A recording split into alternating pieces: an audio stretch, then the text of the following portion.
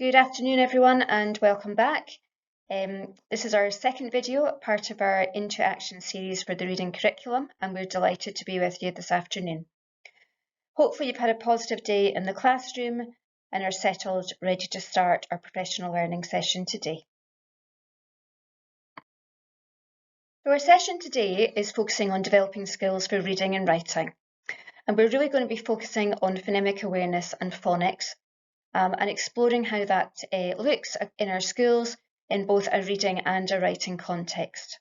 You can see on the screen there how that links to the 5 reading pillars and also how it links to the 3 elements of the writing triangle. Within the story of 3 parts for both reading and writing, you can see that this session today fits into the developing skills. So last session we looked at building a reading culture and environment, or if you're focusing on writing, you're looking at exploring a writing culture and environment. And now we're really homing in on those skills that our learners need to be fluent readers and fluent writers. So for those of you who have not met before, my name's Dawn Taylor. I'm curriculum lead for the Inspire Learning team. I'll be joined today on this session with Kerry Truesdale, who's one of our early years teacher, and she'll be sharing her expertise on the early years reading curriculum, and also Kirsty Banks, who is supporting us with digital tools which can be used to support phonics and phonemic awareness within your classrooms. So our aim is today, we'd really like you to develop an understanding of our shared expectations for phonemic awareness and phonics across early, first and into second level. And thinking also around second level, we're really wanting to explore how we use morphology and etymology to develop those decoding and encoding skills. And we're really thinking there around our spelling curriculum. And finally, we're hoping that at the end of the session you can come away with some ideas around pedagogy, but also some practical strategies that you can use within the classroom. So as with other sessions in the series, we will be giving you some core input around the topic for today. There'll also be an opportunity for you to take part in some reflective questioning and some follow-up activities, hopefully to lead to that new understanding and that will meet our aims for the session today. To support you during the session today, we've downloaded some of the support materials that you might need, such as links to videos or different websites. You will find these by linking on the QR code on the screen just now. So if you want to just pause the video for a few minutes and do that before the session begins, this may be a useful tool to come back to if you want to find out more information.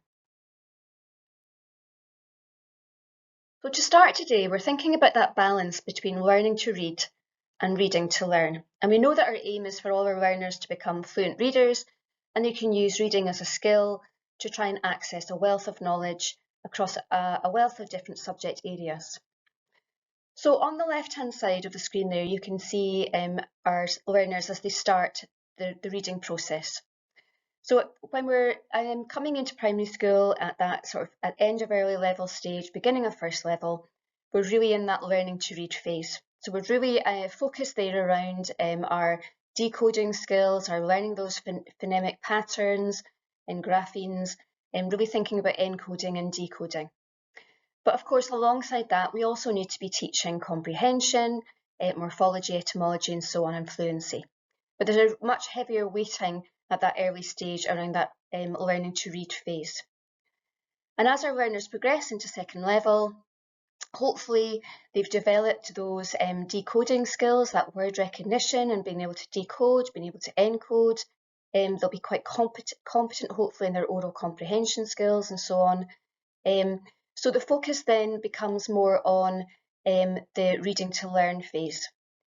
And that's where we're really starting to teach morphology and etymology a bit more explicitly, and comprehension and fluency. That's a nice image that we'd really like to sort of showcase that idea, and that has been shared with us from Highlands Council. So our first opportunity now to pause, and in a moment we're going to ask your facilitator to pause the video.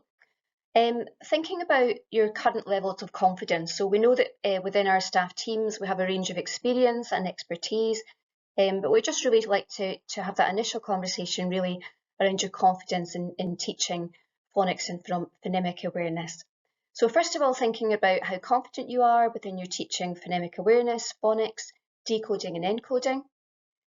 Thinking about that relevance to, so you may be very confident at how that looks at early level, but maybe not so sure at second level, or maybe you're feeling quite confident across the whole school. So it's just really that opportunity to discuss and share where you feel you're at in terms of your expertise. Thinking particularly about that second level stage and how we introduce the more complex graphemes into second level to support our spelling programmes.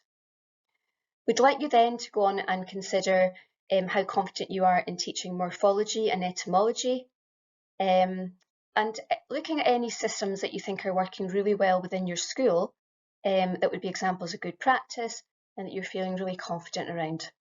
So if facilitators would like to pause the video now, we will leave you to have that discussion and we will be back with you at the next slide. So hopefully you all had an opportunity there to discuss your current expertise and current situation within your own schools. We're looking now at what phonics and phonemic awareness in terms of that progression pathway would look like across early and first level, and thinking about that development of skills. So our learners start with developing a sense of phonological awareness, and this can start preschool. It can start within our ELK settings, but also needs to be developed alongside the teaching of phonics. We then move on to phonemic awareness. Kerry, who is from our early years team, is going to go into a bit of more detail around these two concepts shortly as we go through the slides. Once our learners are in our primary ones, they're beginning to look at the alphabetic code. So they're beginning to look at sounds and the grapheme representation of those sounds. And we call this the simple code. As they progress into first level, we're then looking at single alternatives to that code. So for example, if we think of the sound A, we may learn initially that the A sound is represented by AI, but we can also then explore that it's also represented in a different way, such as AY. And then as our learners become more confident, they can then start to build up their knowledge of that code. So we're learning at this point that there may be lots and lots of different grapheme alternatives to that initial A sound: AI, AY, EIG, EIGH, A magic E, etc. So we're going to explore now a wee bit about what we mean through those various developmental stages. Now I'm about to hand over to Kerry, who's going to share some information around phonological awareness. On the screen when Kerry's talking, there's a link to a video which we've included within our QR code tools at the start of the presentation. We would really recommend that you take time to look at this video at a different time, particularly for our early years staff. Phonological awareness is the awareness of all the sounds of language. It's the ability to hear and distinguish sounds. This includes recognizing sounds, adding sounds, taking apart sounds, and moving sounds around. Phonological awareness helps children become prepared to learn how letters and sounds go together in words. This makes it easier for them to read and write. Phonological awareness has been found to be a strong predictor in literacy development. Weak skills in phonological awareness are a primary cause for reading difficulties.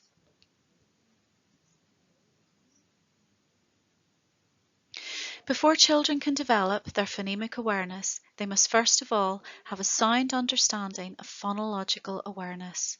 Please watch this video, newly developed by Education Scotland, which explains phonological awareness and its importance to all phonetic learning skills for reading.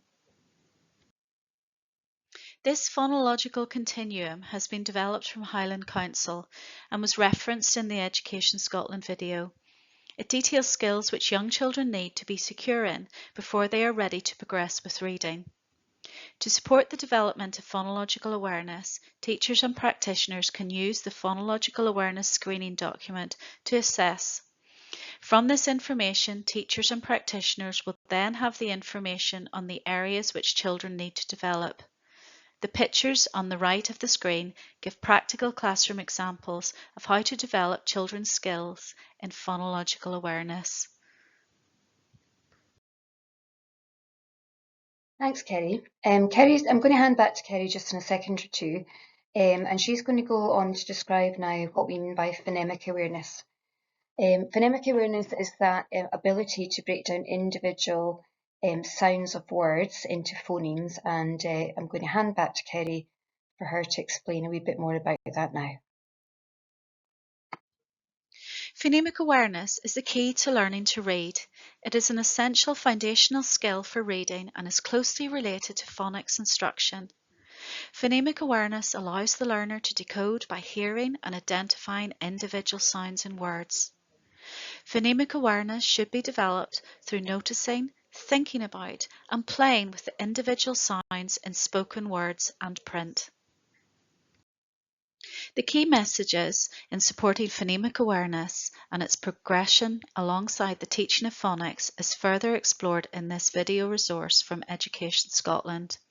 We highly recommend all teachers and practitioners working with children learning at early and first level take time to engage with these resources to support thinking around phonological awareness processes. The videos are not long and will support all aspects of early literacy teaching and learning. The reflective questions are on the next slide.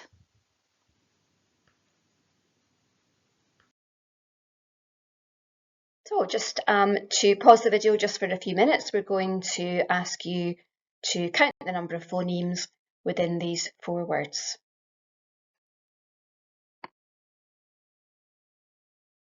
So we have k, at, cat, cream, ok, knock, ad, o, shadow.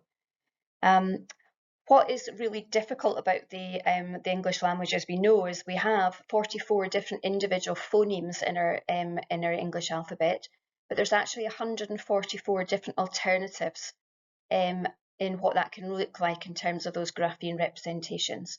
So, for example, KN makes the N sound. We've got EA making the E sound. So many different combinations. And that's what we're going to talk through in terms of building up that code just slowly as our learners move through school, so that they can become really confident and secure with that, what is a very, very complicated alphabetic code system. So we're going to move on now to talk about the next 3 stages and building that code. So we have the simple code, adding a single alternative, and then progressing to the complex code towards the end of first level, and also extending into second level where necessary. Those 3 areas are all taught, and we're advocating that they're taught using a systematic synthetic phonics approach. So we'll be talking a lot today around SSP, or systematic synthetic phonics. The systematic elements bring us the structure, the scope, and the sequence. The synthetic is around how we synthesize sounds into words, which is called blending, and phonics is that sound-letter correspondence.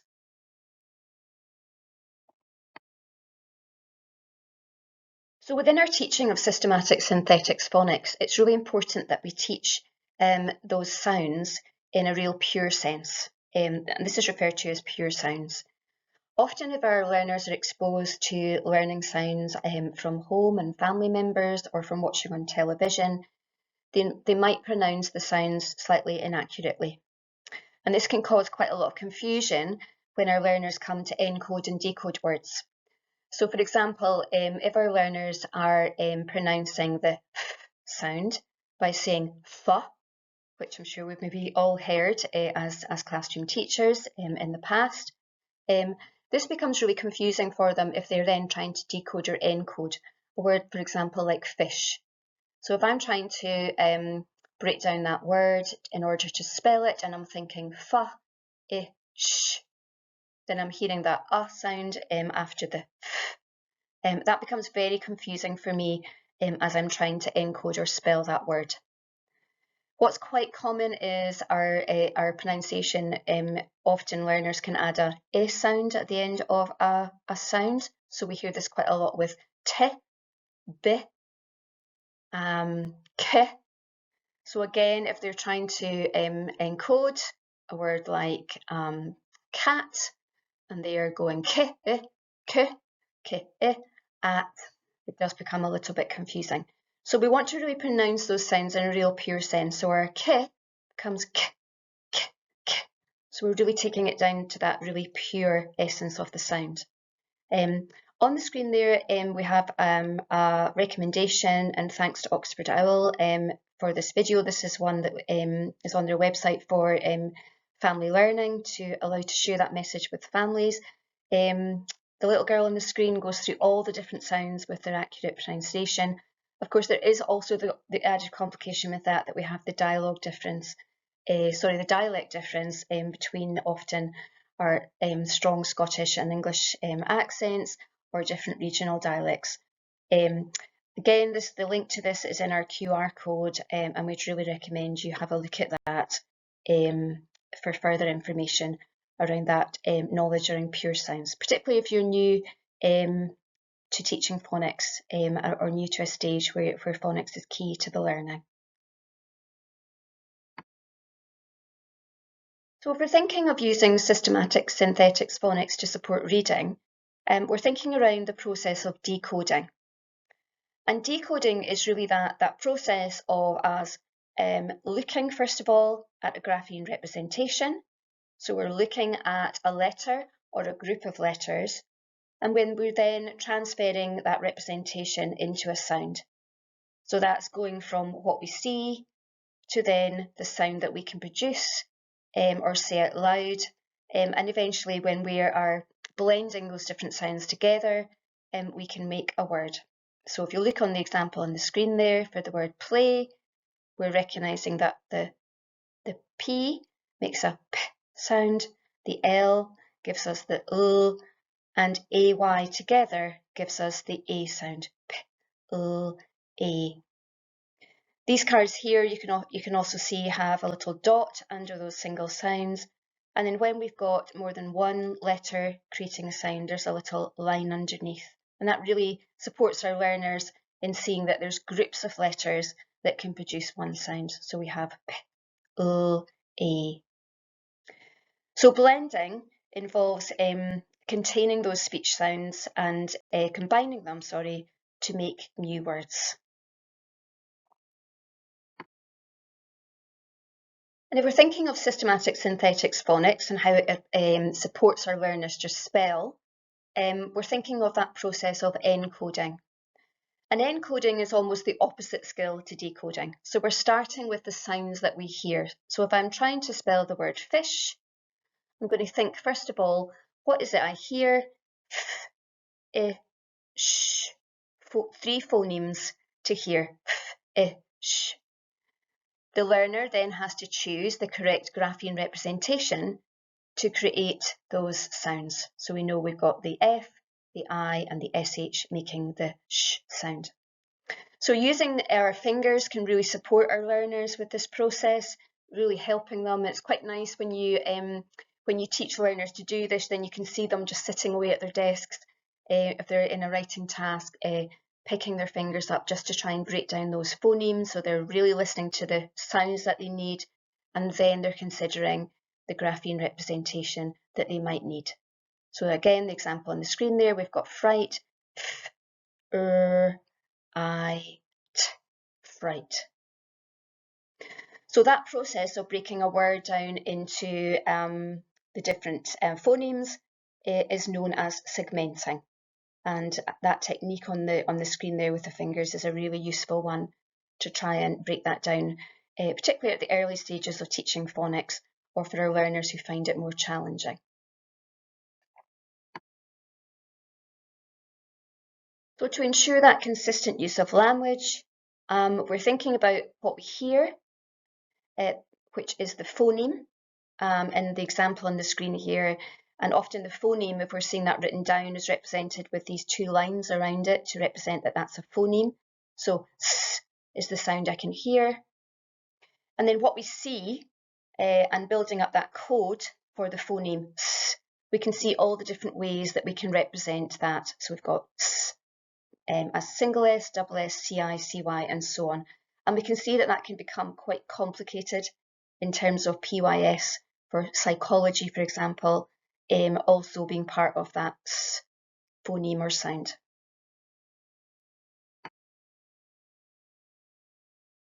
So to support learners, we start by teaching that simple code. So our early learners will learn that for the s phoneme, we write that using the S representation, for example, sting. They might also then go on to learn that sometimes we have two s sounds or two s's that go together, for example, grass. And then as our learners progress through first level, we're starting to look then at the other alternatives. So CI, CY, we've got ST for castle. And then as we move into second level, and we're thinking more of around a spelling context or an encoding system, we're considering that actually we can be considering words like psychotherapist, psychology, and so on.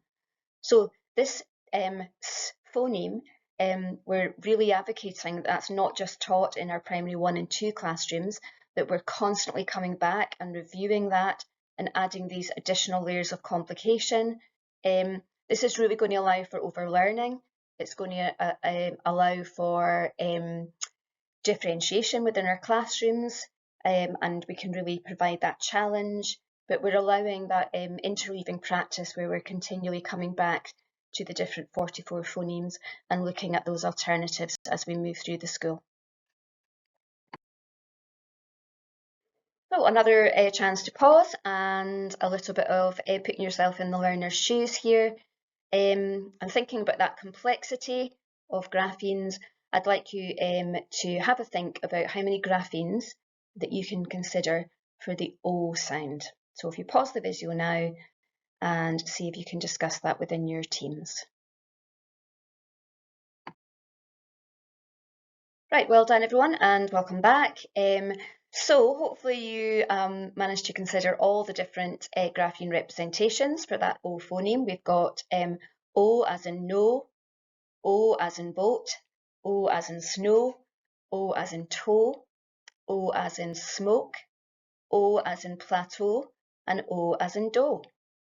So, as I've said quite a few times here, quite a complex system that we're trying to share. And we can teach and gradually build up those different grapheme representations and considering can our learners decode using these and can they encode and spell using all of these different patterns.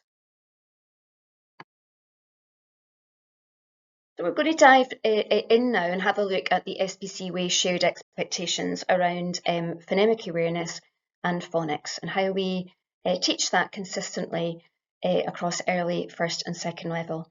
Now we realise within our schools that you will be using different systems, different resources to support phonics. And if you have a phonics programme that's working really well for you and it adheres to the SSP approaches, then we're absolutely not saying that you need to change that within your schools. What we are promoting is that there's a real sense that we have this shared understanding around the expectations as we head towards the end of a level. So looking at the end of early level, what's those shared expectations in terms of what needs to be taught and what needs to be secure in terms of those phonics skills. Similarly at first level, and then where teachers are telling us there's perhaps those gaps is how we're progressing that through into second level. So we're really breaking down that code and not stopping our phonics teaching at the end of primary 1 or at the end of primary 2. So within our progression pathways, within the Steps to Success section on the Launchpad in the reading curriculum, we have set out the shared expectations for each of the levels. So this is an example here at early level. The order that you teach the sounds in may be very different with your own programme, and that's absolutely fine, but we're looking to have that shared expectation at the end of early level. We've also suggested for those schools who maybe don't have a strong phonics programme or have one that they're really comfortable using and want to look for a bit more guidance. We've also got common exception words that we're promoting that's taught at the primary 1 stage. And then we're linking that into our SBC Way reading pathway, but also the national benchmarks as well. So you can see the links there between them. So this is really at this stage introducing those initial phonemes and the single grapheme representation for each of these phonemes. To support that shared expectations document, we also have these phonics mats, which can be printed out, used either as a teaching tool or on desks if our learners are looking for some support with the grapheme that they need to use. And you can see on this one again, we've just got that single grapheme representation, apart from letters like f, where we're also introducing the double F sound, t and Z. I think I'm struggling to see it on my screen, but I think it's Z there as well. So along with those two resources, we've got our shared expectations, our phonics mats. We also have these word lists. Now, these word lists are starting at early level, where we're introducing the pure sound, the initial grapheme representation. And then you can see as we progress through first level, we're beginning to bring in all those different alternatives. So firstly, a single alternative, then we're exposing our learners to all the different alternatives to make that S phoneme. And then as we progress into second level and we're thinking more around that spelling context, we're looking for those more complicated graphemes to be taught. Having all of these in one page allows for us not to put a cap on learning, so we can be sometimes too restrictive for what we're exposing our learners to, and there may be some learners that are capable at primary 3 and 4 of looking onto that second level expectations and thinking, you know, I actually can spell those words. If I know that ST makes that S phoneme, I can also spell the words that are suggested at second level.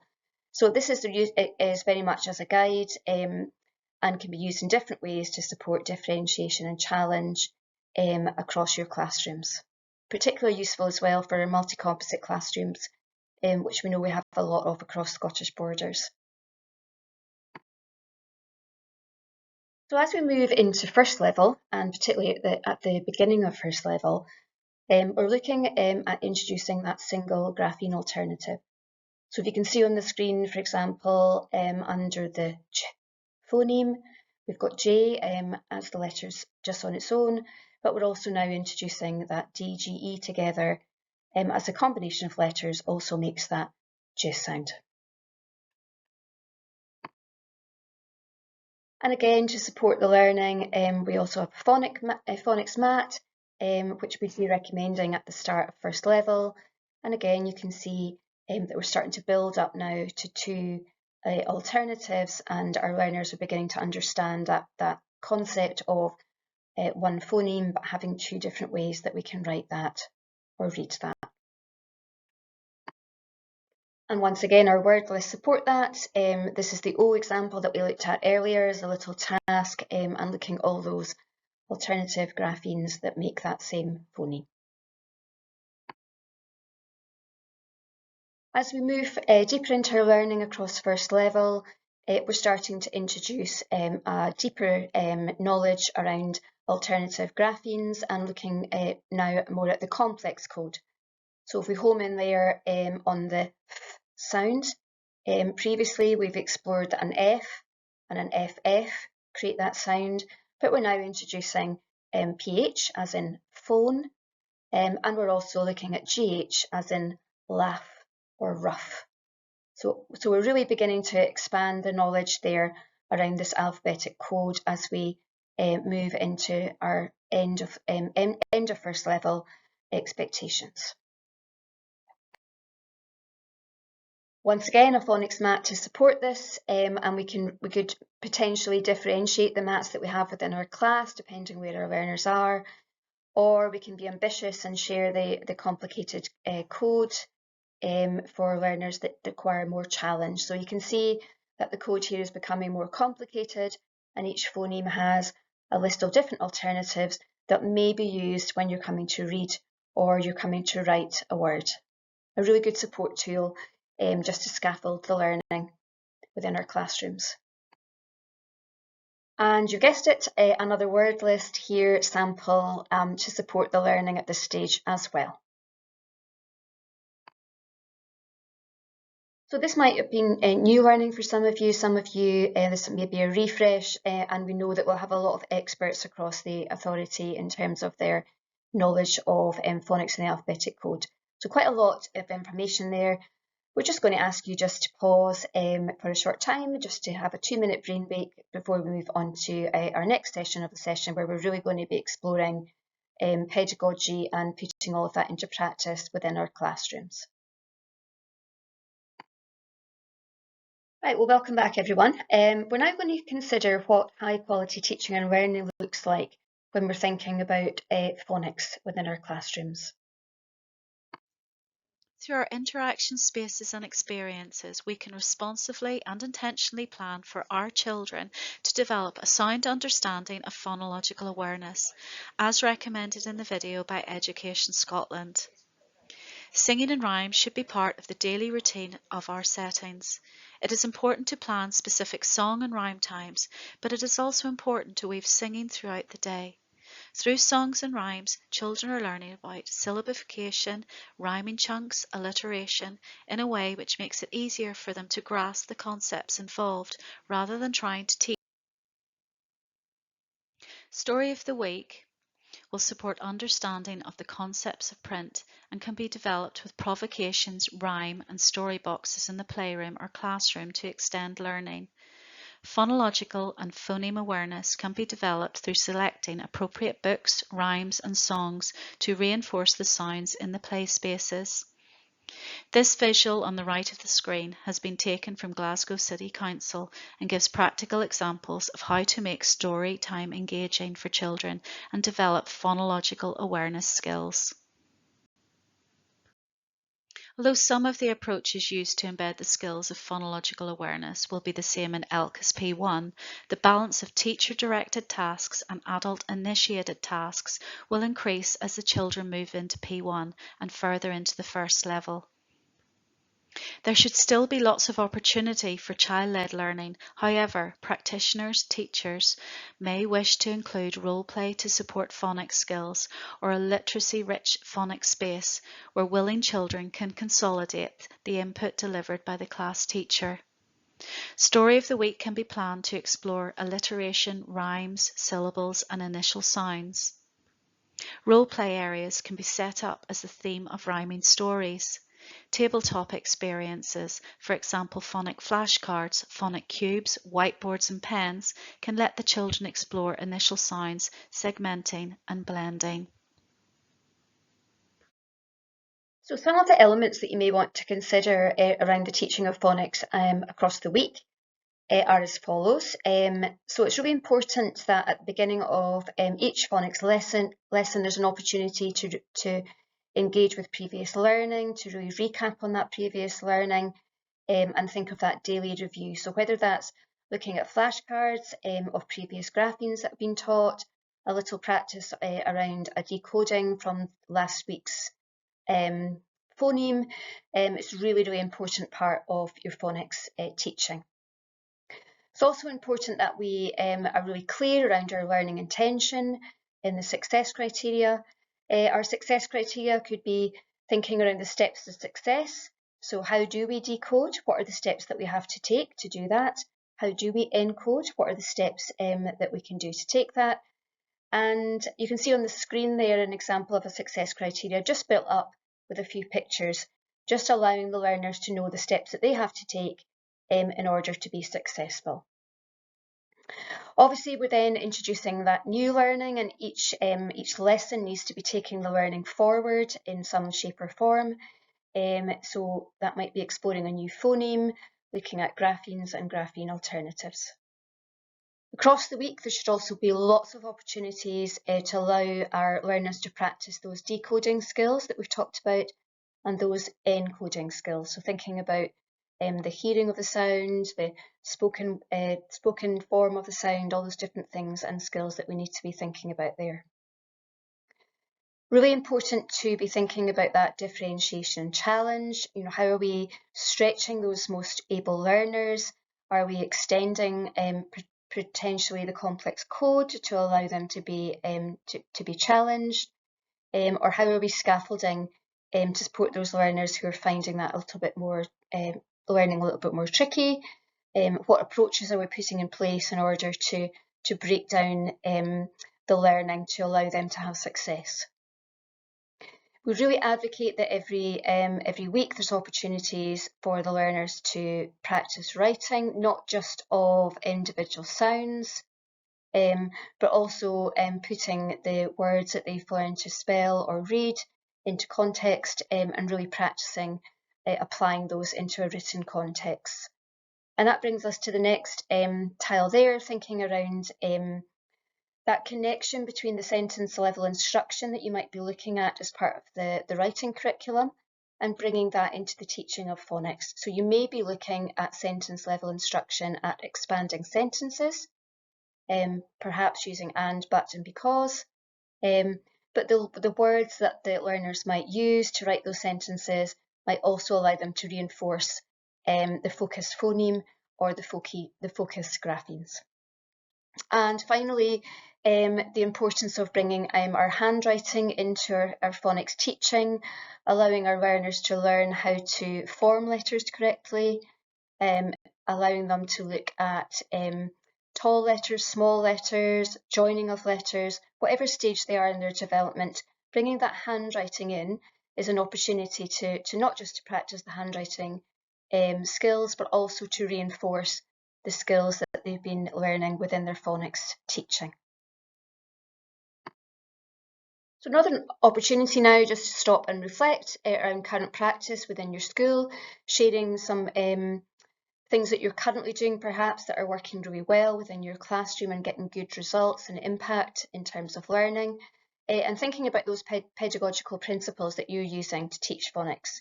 Are you introducing play pedagogy? Do you have active learning going on in your class? Is there opportunities to model and scaffold?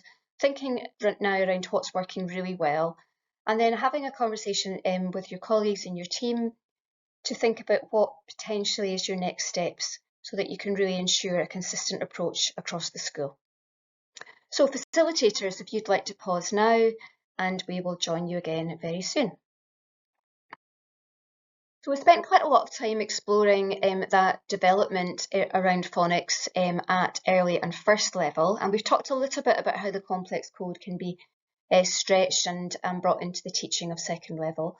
But we're going to really now look at that second level focus and thinking about that developmental process across second level. So we are at the beginning of second level, really taking that opportunity to finalise or to review the complex code. And then think about how we can extend that and apply into different contexts. We also need to be aware to teach the skills of morphology, and we're going to go on to talk about that just in the next few slides, and also etymology. And our etymology is thinking about the roots of words. Where are the origins of words and where have they come from? Are they Greek? Are they Latin? A lot of our learners find this very fascinating and is a really good strategy to be using, particularly as we head towards the end of second level. Considering now what is morphology. So morphology is the study of the internal structures of words and how they're formed. This includes root words, prefixes, suffixes, and other meaningful units. So if you look at the example on the screen there, bicyclist, the root word, cycle, of course, which means a pedaled vehicle, easy for me to say. The prefix bi indicates two, and in this case that the cycle has two wheels. And then the suffix is the person who does something, using the word ist. So the ist represents a person who does something. So you can see how that word is broken into those three parts. So in the study of morphology, we talk about morphemes, not to be mistaken with phonemes that we talked about earlier. So morphemes are the smallest units of meaning in a language. They can be combined together to create new words, and they can modify the meaning of words. So in the example here, the prefix un, the root word happy, and the suffix ness, three morphemes that come together to produce the word unhappiness. Now, another activity for you to take part in with folks at your table or with your teams. We would like you to see how many words you can make using the various morphemes which are on the table. So we have a list of prefixes, some root words and suffixes, and you can add any combination connecting these morphemes together to create as many words as you can. So pausing the video now and taking a time to complete that task. So here are the answers. Hopefully you came up with some of these words here that are on the screen. Some of them are compound words where we're joining two root words together, and some are words using the prefix, the root word only, some use this root word and the suffix only, and some use all three. So hopefully you managed to identify most of the words there. Great task to be doing with your learners, particularly at second level. So in our second level progression pathway and steps to success, it's split into 4 different elements, and these 4 elements are all integral to be successful in the teaching of, particularly at spelling at this stage, but also an opportunity to be mopping up any gaps in decoding knowledge as well. So the 4 parts, if we look first at the first part, we are reviewing, extending and applying the complex code. Secondly, the orange part, we're using morphology and practicing breaking words into morphemes like we've just done, and really looking at how we can be extending the complex code by adding prefixes and suffixes onto that. The blue section there, at each stage across second level, we're advocating for certain prefixes and suffixes to be explicitly taught. There is flexibility in the progression that's there, as long as all of those prefixes and suffixes are explored across second level. Then we want you to kind of pick and choose in those that are most relevant to the context for your own learning. We also look at that point at some of the spelling rules that come with adding prefixes and suffixes to words. So whether that's drop the E to add the ing, it might be doubling a letter after a single consonant, the various spelling rules that come with those techniques. And finally, that study of etymology. Again, we have a recommended pathway that you can explore across second level, using some interesting Greek, Latin root words, and how that can alter and build vocabulary across second level, just to give the learners that really rich experience.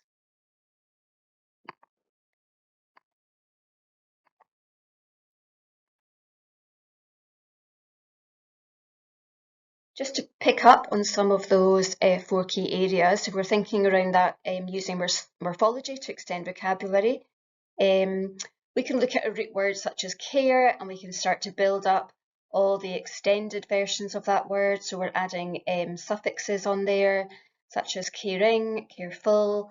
We're adding some prefixes using un. There's a combination of both, for example, uncaring.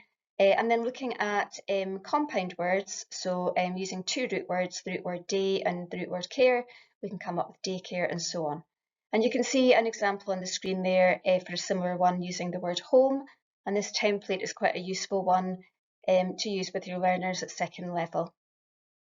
Similarly, breaking words into morphemes, so choosing your full extended words and asking the learners to break that up into the morphemes. So we have over as a prefix, arch, root word, and ing as a suffix. This is just a closer view of the recommended prefixes and suffixes that we'll be looking to be explicitly taught across second level. And then some suggestions for those spelling rules that we talked about previously, where we're, for example, in happy, if we're changing it to happily, we're dropping the Y to become an I. So it's really important that we are teaching these spelling rules in connection with these various prefixes and suffixes. And finally, as part of the second level development, using etymology, using those Greek and Latin root words to build and extend vocabulary. An example here using the root word cent, meaning 100. And again, if that's something you're exploring in maths, it's really useful then to start building other words. And it's a way just to really get that richer vocabulary building going on within your classrooms. Another example within the table there is something you can use with learners.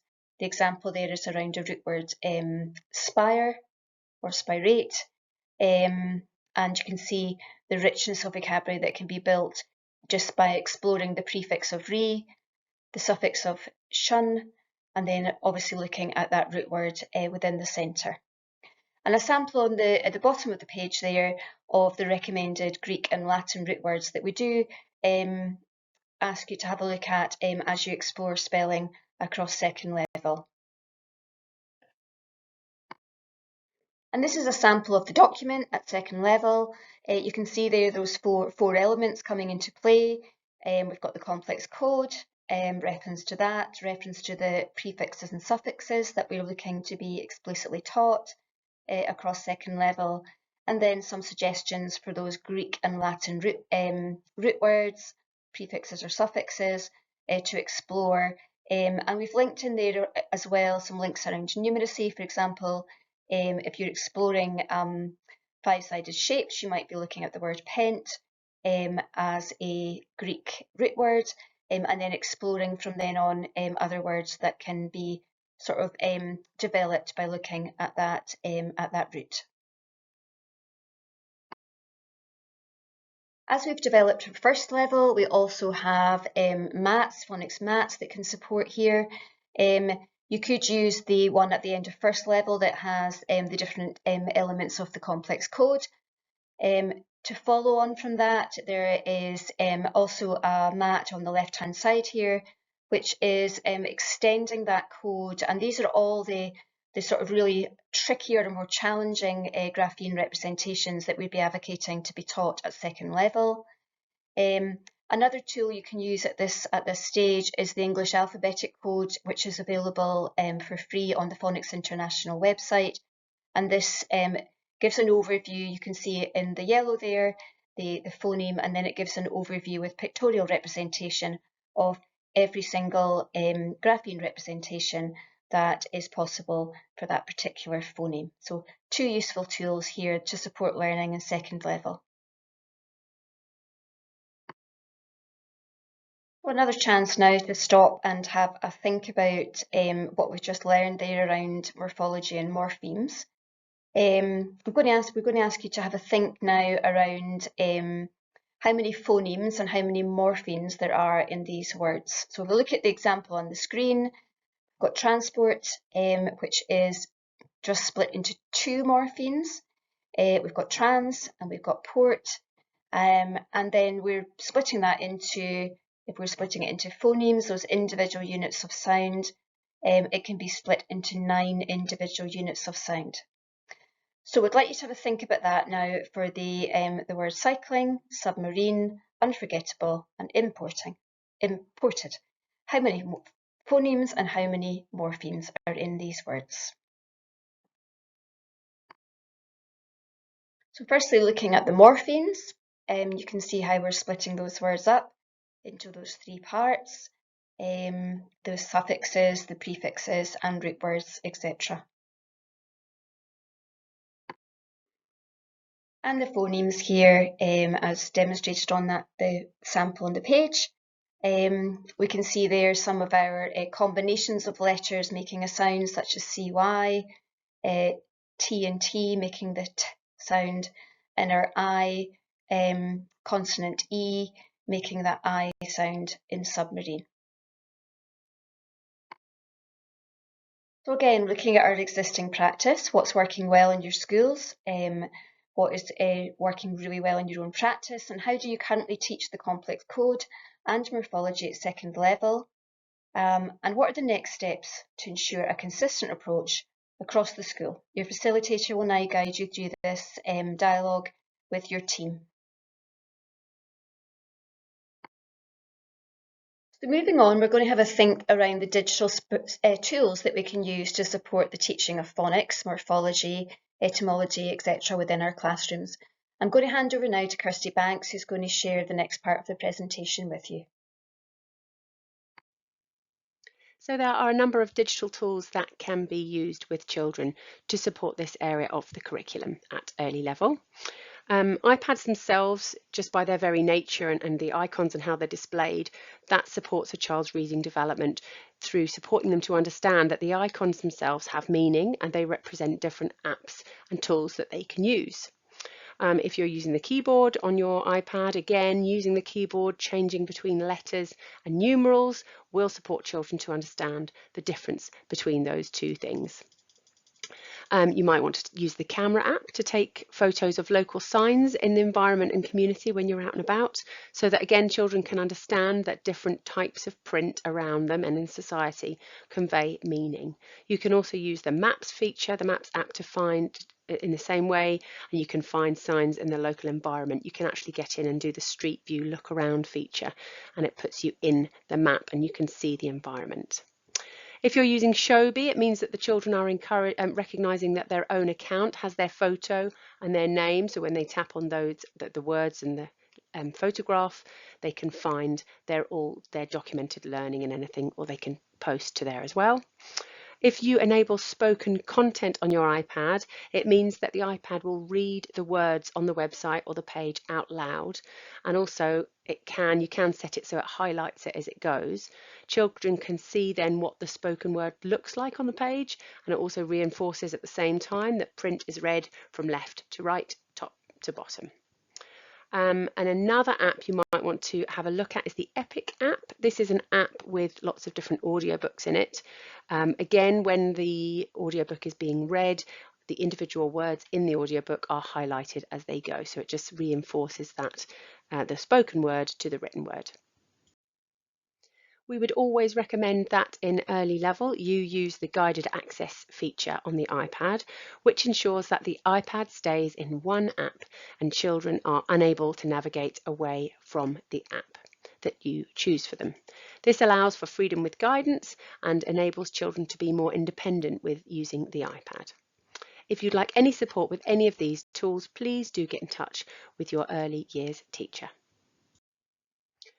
So in terms of using the digital tools at first and second level, again, you could make use of the camera app to take photos of letters in their environment, either in the class or outdoors, of a particular phoneme or grapheme. So actually in early years, we were looking at words and familiar signs, whereas actually when you get that step further, maybe you're looking at phonemes and graphemes.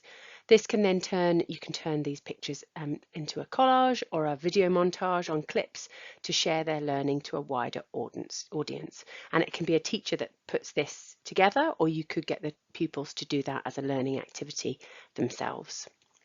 You can also use Keynote or Pages. These are the Apple equivalent to PowerPoint and Word. So either on a Keynote slide or on a Pages document, you could display the text of the phoneme and grapheme on it. And then within that document, you can add a voice recording of the teacher saying the sounds so that pupils know how to pronounce it correctly when they see it. You could even put a video so that they can watch how the teacher's mouth is formed as they say the word as well. You can use the Pages app, which is again for to create their own handwriting and spelling aid. You can create a document with an inbuilt animations of how to form the letters. You could record audio alongside that so the child can hear, but also you can give them the opportunity to record their own audio and add their own voice and sound next to that phoneme and grapheme. You can add pictures, video, etc., etc. So range of tools available. You can also use the markup feature on several different apps. So you can mark up text to show a specific phoneme or grapheme. So you could do that in Shobi. I don't know if you've used the markup tools in Shobi, the annotation tools there, and you could highlight using that. The Photos app again has a markup function, or on the Pages app, Keynote, the Notes app, or in your files, you can use the pen tool, the markup tool, and highlight or just use the general pens on those to just highlight the phonemes and graphemes.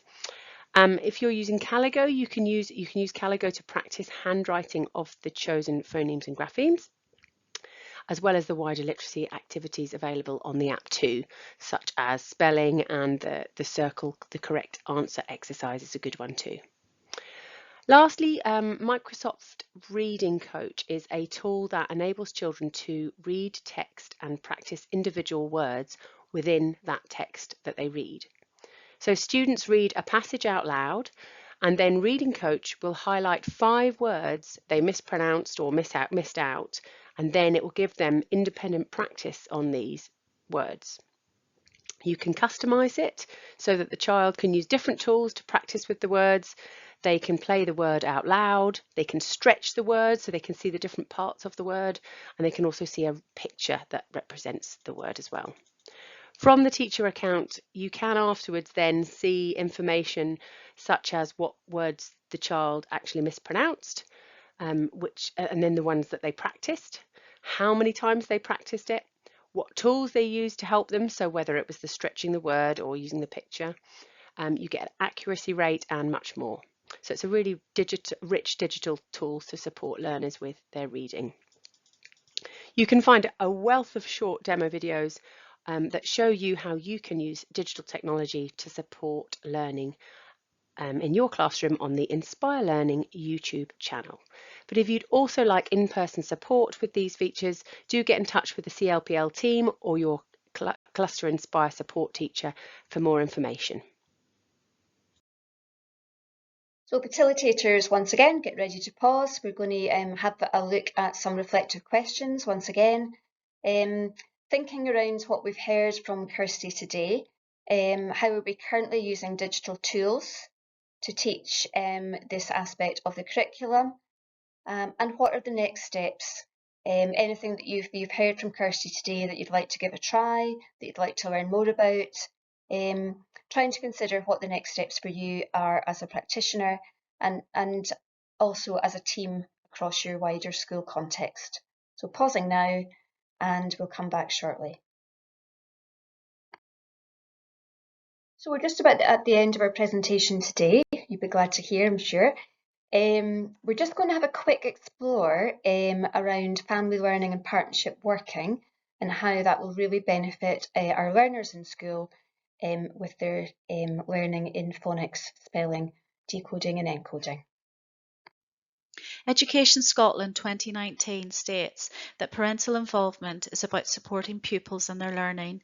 It is about parents and teachers working together in partnership to help children become more confident learners.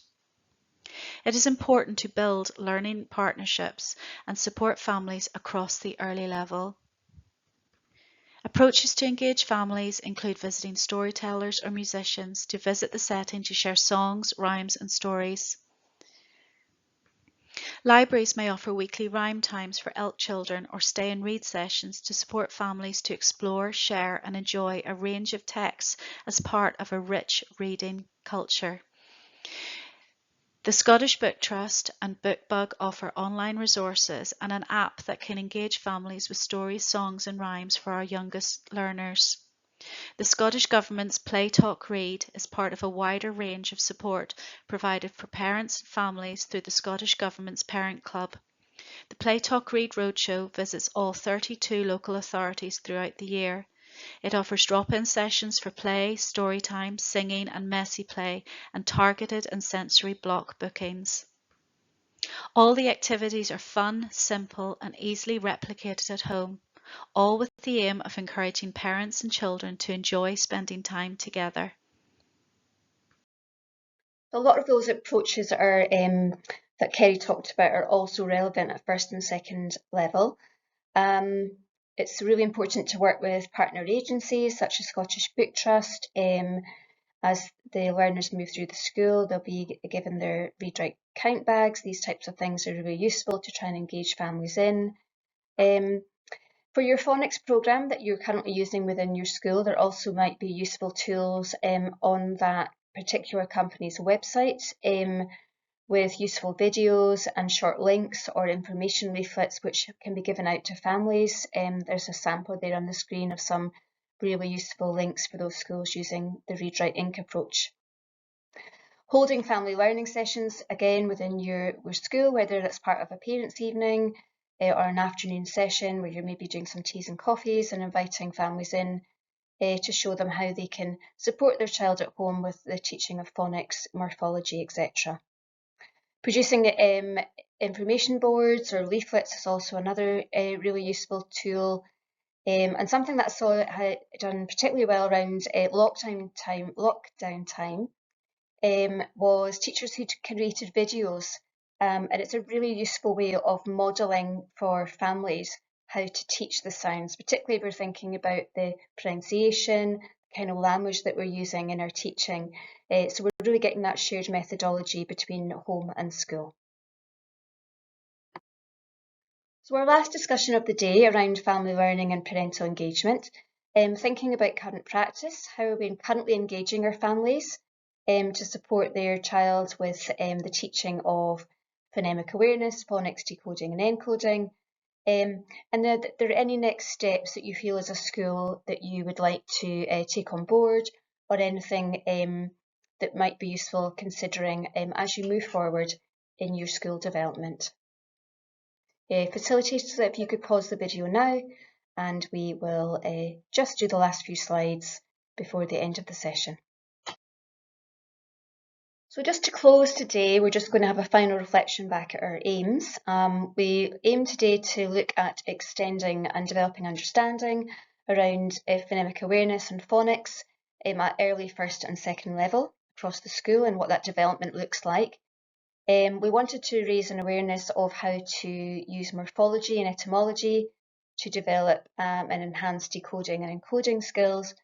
And also we were hoping to offer some practical strategies and pedagogy ideas for you to use within the classroom. And hopefully you feel you've gained a deeper understanding in these three key areas today. And just a summary there of what we've covered in session today. So Kerry supported us with giving some more information around phonological awareness. We then looked at phonemic awareness and how we break down words into those individual sound units called phonemes. We've explored the simple and the complex code. We then went on to look at the teaching across second level, particularly looking at morphology, breaking words into root words, prefixes and suffixes, and other units of language, and also then exploring etymology.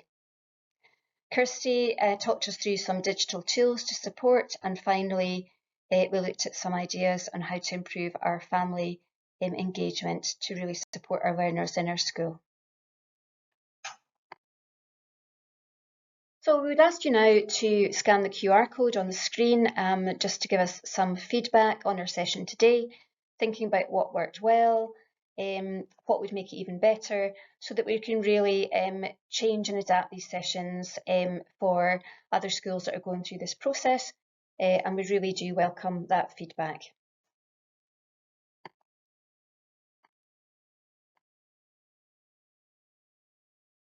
So what's next? In reading, we're going to be exploring fluency of reading and also reading comprehension strategies. From a writing perspective, we're going to be looking next at sentence level instruction, giving some more guidance on that and exploring the progression pathways. In the meantime, thinking around that quality improvement journey for you as a school, thinking about what you've heard today in terms of the content, what do you feel you're already doing well and that you're seeing really evidence of strong practice, what are your potential next steps, and considering what the impact will be as you move forward in your schools. So finally, to say thank you from myself, from Kerry and from Kirsty for your attention today. Hopefully it's been a useful session and we look forward to working with you again as we move through the other sessions in the series. Thanks again, folks, and thanks for your time.